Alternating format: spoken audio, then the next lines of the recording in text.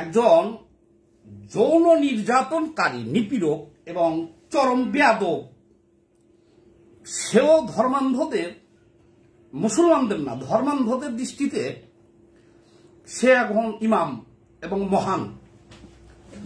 আচ্ছা,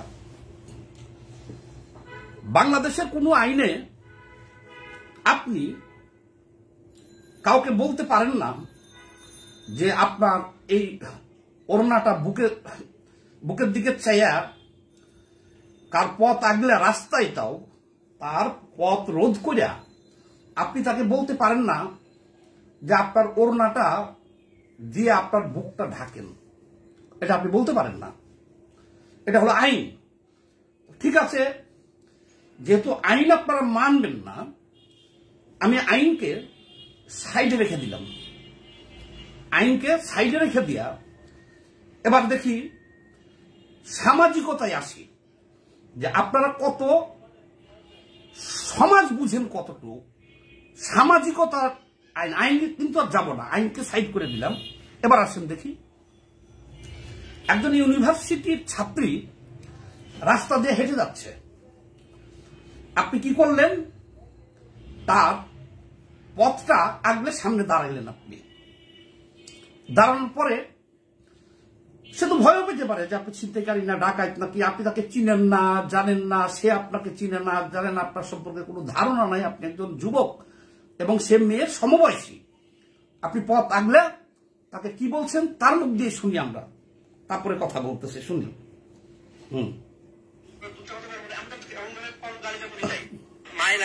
আমার পোশাক জমা করবো, এটা আমার ইচ্ছা। আমি আমার এখানে ছিলাম, নামাই রাখেন। আমি তো বলি না যে আপনার দুধটা কথা বলবো, আমরা তো এমন ভাবে কারো গাড়িটা বলি নাই। এত বড় একজন বেয়াদব,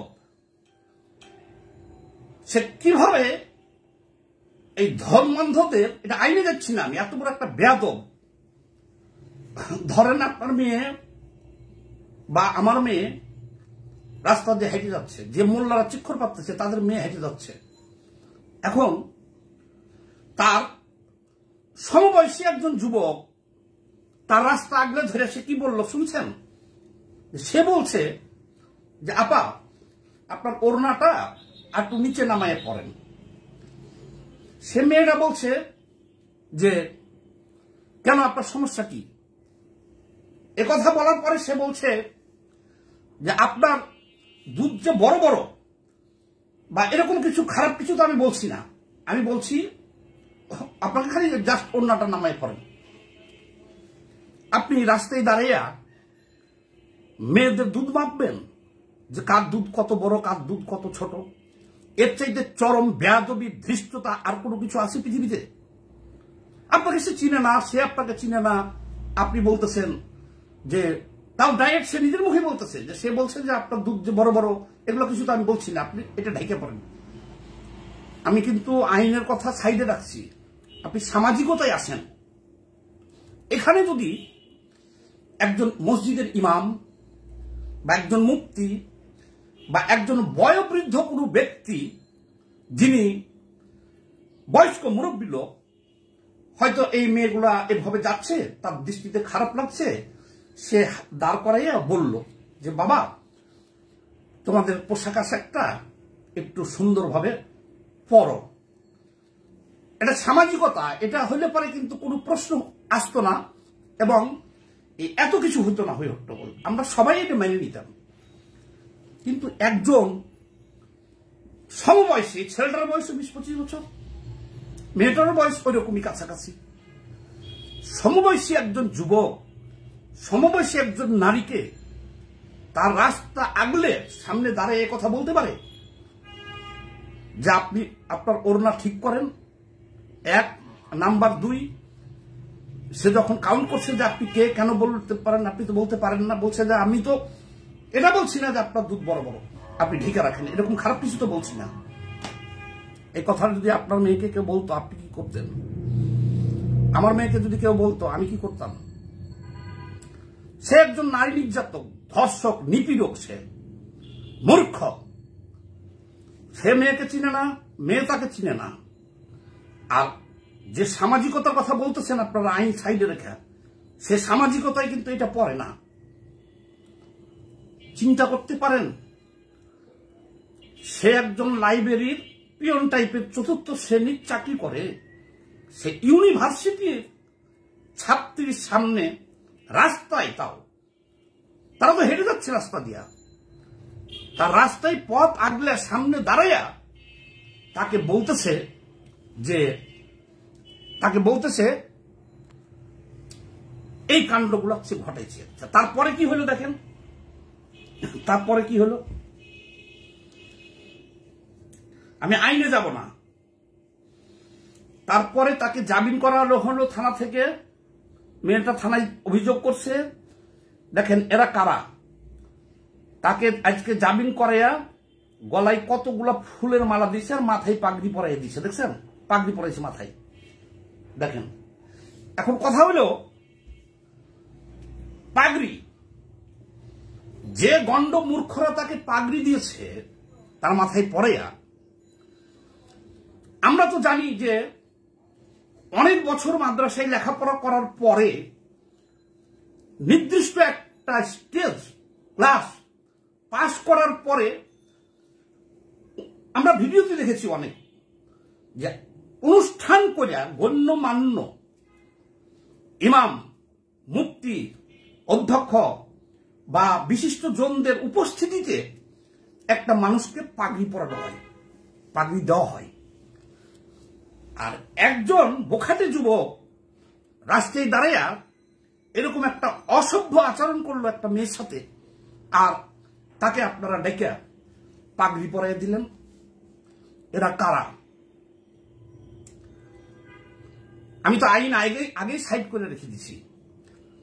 যত আইন তো ব্রেক এই ধর্মান্ধরা করলো। কোন আইনে সে পাগড়ি পায়? 10 বছর 15 বছর লেখাপড়া করে নির্দিষ্ট একটা ক্লাস পাস করার পরে তাকে পাগড়ি দেওয়া হয়। আর এই পাগড়িটা আপনার এটা পৈতৃক সম্পত্তি। আর শিবিরের ঢাকা এই শিবির, ইসলামী ছাত্র শিবিরের সভাপতি স্বয়ং যে তার পিছনে দাঁড়াইছে, থানা থেকে তাকে বের করার থেকে জামিন করার সহ ছবি ভাইরাল হয়েছে। তাহলে এবার বুঝেন যে জামাত শিবির এদেশে কি চায় তারা, জামাত শিবির কি চায় তারা। নারীর স্বাধীনতার কথা আমি বাদ দিলাম, এটা তো হলো নারী নির্যাতনকারী। কিন্তু এই সব সমস্যার মূলে একটা সমস্যা হলো কি, আমি বলি আপনাদেরকে এখন স্পষ্ট করে, সমস্যাটা হলো কি, এই যে কওমি হেফাজতি বা এই যে যারা এগুলো করতেছে, দেখেন এই ছেলেটাকে থানায় নেওয়া হয়েছে, সারা রাত থানার সামনে এই সমস্ত দেখতেছি দাড়ি টুপি আলা, মাথায় পাগড়ি আলা অনেক লোক। আজকে আবার সারাদিন কোর্টে, তারপরে আজকে আবার তাকে নিয়ে সারাদিন সংবাদ সম্মেলন করতেছে, সাক্ষাৎকার দিতেছে, তার সাথে সব আছে। এর কারণ আমি বলে দিই শুনেন, এদের কারো কোনো কাজ নাই, এরা চলে হলো ভিক্ষার টাকায়, এরা খায় হলো ভিক্ষার টাকা, চলে ভিক্ষার টাকায়, এদের কোনো কর্ম নাই রে ভাই। আমার পক্ষে তো যাওয়া সম্ভব হয়নি শাহবাগ, যারা কর্ম করে খান আপনার পক্ষে তো আজকে কোর্টে যাওয়া সম্ভব হয় নাই। আবার কোর্ট থেকে আইনা আজকে তার পিছনে পিছনে ঘুরার তো সময় হয় নাই। সবচেয়ে বড় সমস্যা হলো কি শুনেন, প্রতি বছর লক্ষ লক্ষ এরকম পরজীবী ভিক্ষুক আমরা সৃষ্টি করতেছি। তাদের কাজ কি? তাদের তো কাজ নাই। এই যে মাদ্রাসা থেকে একজন বের হইতেছে আলখেল্লা পইরা, মাথায় পাগড়ি দিয়া, টাকনোর উপর পায়জামা পইরা, এই যেগুলো বের হইতেছে প্রতি বছর, আচ্ছা এদের মাথায় যত বড় একটা পাগড়ি দিচ্ছেন, তারা মাথায় কোনো বোঝা বহন করতে পারবে না কর্মে যে, ঠিক আছে? তারা রিক্সা চালাইতে পারবে না, ভ্যান চালাইতে পারবে না, এই পোশাকেও পারবে না, সম্মানের কারণে পারবে না। তারা তো মুফতি, কেউ হাফেজ কোরআনের, পারবে না। এদের সচিবালয়ে বসাই দিলে অফিস চালাইতে পারবে? এদেরকে কেউ চাকরি দেয় দেখছেন? তাহলে আপনার অফিসে চালাইতে দেবে না। তাহলে এই মাদ্রাসার শিক্ষাটা তো ওদের জীবনটা নষ্ট করে দিছি আমরা, করতেছে এই সমাজ। তাহলে ওরা মাদ্রাসা থেকে বের হয়ে কি করবে বলেন? এই যে এখন মব হইতেছে যত, দেখেন এদের কোনো কাজ নাই, এগুলোই করে বেড়াইতেছে। আর কি করতেছে?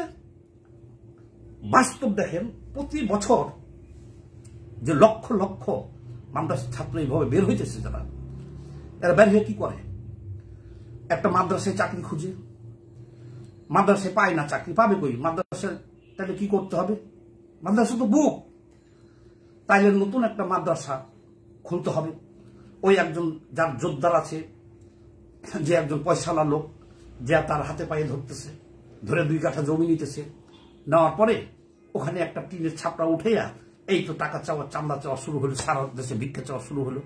বাকি জীবনটা সে ওই মানুষের কাছে চান্দা তুলবে আর ওই মাদ্রাসায় খাটাবে, আর বাকি দেশে খেয়ে জীবনযাপন করবে। এত এরা হলো পরজীবী। তাহলে এই দেশটার ভবিষ্যৎ কি? আমি কয়েকদিন আগে সিলেট গেছিলাম, কথাগুলো বলি মনের দুঃখে। সিলেট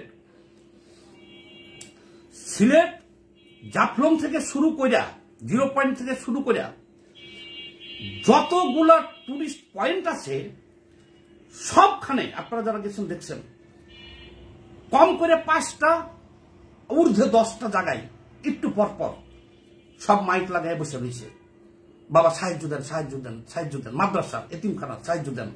টুরিস্ট গুলারে কান ঝালাপালা করে ফেলতেছে। অতিষ্ঠ হয়ে গেছি আমি। খালি ওখানে না, সারা দেশের একই চিত্র। আবার দেখা যায় কিছু লোক লজ্জা পায়, কিছু লোক এসে কি করে, চোখে সুরমা দেওয়া, পান খেয়ে ঠোঁট লাল, মাথায় পাগড়ি, পকেটে কলম, আলখেল্লা পরা, নুরানি চেহারা, তারা এরকম চান্দার বই নিয়ে বাসে, রাস্তাঘাটে সবখানে এসে ধরতেছে যে ভাই আল্লাহর রাস্তায় কিছু দিয়ে যান, এই এতিমখানে দিয়ে যান। দিলে আপনি কি পাইবেন? বেহেশত পাইবেন, এই পাইবেন, ওই পাইবেন, আপনাকে বলতেছে। এদের কোন ব্যক্তিত্ব আছে? মানে এটা করে তারা পেট চালাইতেছে, এটা তাদের জীবিকা। লজ্জা, শরম, ইজ্জত নাই। আর এরা দেশের উন্নতিতে বা দেশের বোঝা, এরা যত সমস্যার সৃষ্টি করবে তো এরাই তো করবে। এদের তো কোনো কর্ম নাই, এই কর্ম করে তারা খাইতেছে। আমি আপনাকে দেখাই, দেখবেন, কাগজটা দেখাবো।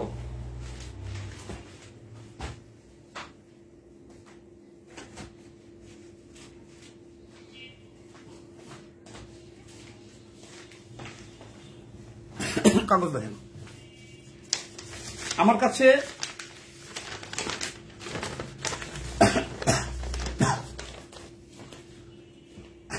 আমার যে বাড়ি আছে ঢাকায়, সে বাড়ির সামনে যে মসজিদ, মাদ্রাসা, সেখান থেকে চিঠি একটা গেছে যে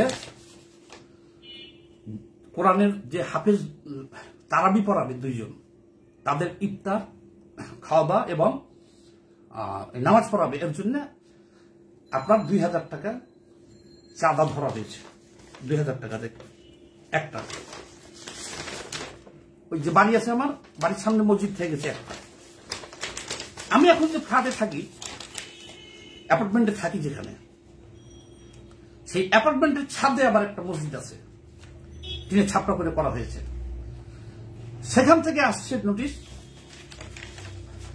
যে এই হাফেজদের জন্য 2 জন হাফেজ তারাবি পড়াবে, এদের ইফতার, খাওয়া দাওয়া এবং তাদের বেতন বাবদ আপনার চাঁদা এখানে ধরছে 1500 টাকা, ওখানে ধরছে 2000, এখানে ধরছে 1500। আবার বাড়িতে, গ্রামের বাড়ি, সেখানে চিঠি দেয় না, সেখানে ধরা বন্ধা ওটা দিতেই হবে। ওখানে আছে একটা। আমি টোটাল হিসাবটা করতেছি না, যে ধরেন আমার 5000 ধরছে 3 জায়গাতে, 3 জায়গায় 4500 বা 5000 টাকাই ধরছে আমার। এটা ছাড়াও কমপক্ষে অফিসে, ব্যবসা প্রতিষ্ঠানে, রাস্তাঘাটে আরো না হলে 15-20 জন এরকম পরিচিত পার্সন যারা মুখ চেনা বা এলাকায় থাকে বলে রাখছে যে ভাই সামনে ঈদ। কালকে একজন আসছিল, তার আবার স্ত্রী 2টা, 6000 টাকা বেতন পায় এক মাদ্রাসায়, পরিবার 2টা। সেটাও আমাকে স্মরণ করাই দিল যে ভাই 2টা পরিবার, বুঝে নিত। এই লোকগুলা জীবন জীবিকা নির্বাহ করতেছে ভিক্ষা করে। এরা একটা দেশের বোঝা। আমি দোষ তাদেরকে দিতেছি না, তাদের কোনো কর্ম নাই ভাই, তাদের কোনো কর্ম নাই। তারা এগুলো করে বেড়াইতেছে। তাহলে আরো মাদ্রাসা বাড়াইবেন দেশে, যদি দেশকে এদের হাত থেকে বাঁচাইতে চান। তাহলে ধর্ম কর্ম করতে যতটুকু লাগে শিক্ষা দীক্ষা এটা থাকবে, এইটুক থাকবে, ধর্মকর্ম যতটুকু লাগে এইটুক থাকবে। আর বাকি সাবজেক্টগুলো আপনাকে আসতে হবে। ইঞ্জিনিয়ারিং, বিজ্ঞান বা অন্য সব শিক্ষা যেভাবে চলতেছে সেগুলো তাদেরকে শিখিতে হবে। আপনি তো তাদেরকে তাদের সারাটা জীবন, একজন 15-20 বছর ধরে মাদ্রাসায় পড়তেছে, তাদেরকে খালি শিখাইতেছেন কত ধরনের হুর পাওয়া যায় পরকালে, কত ধরনের বেহেশত আছে, কত ধরনের দোজক আছে, পৃথিবীতে কত আছে। এই যে যত ওয়াজ হয়, মাহফিল হয়, সবখানে তো একই ধান্দা, কি চাঁদা আদায় করা, লক্ষিত এগুলো কালেকশন করা। এতিমখানার উদ্যোগে হয়, মাদ্রাসার উদ্যোগে হয়, ওই কমিটি করে তারা। তাহলে একটা মানুষ জীবনে আর কোনো কর্ম জানে না, শুধুমাত্র বেহেশত, দোজক, হুর, বেচা কিনা, ধর্ম এটুকু জানে। সে বেটারা খাবে কি করে? তাদেরকে জিহাদে ডাক দেন, জিহাদ শিখাইছেন, তারা জীবন দিচ্ছে তো মাঝে মধ্যে, না মোদী আন্দোলন বিরোধীতে তারা জীবন দিচ্ছে। তো যাক, লাইফটা দীর্ঘ হয়ে গেল। এখানে আমাদের একজন বিশিষ্ট ভাই, খুব সম্মানিত লোক, আমিরুল ইসলাম রাঙ্গা ভাই, উনি সম্ভবত পাবনা থেকে আমাকে দেখতেছে। ভাই আপনাকে সালাম।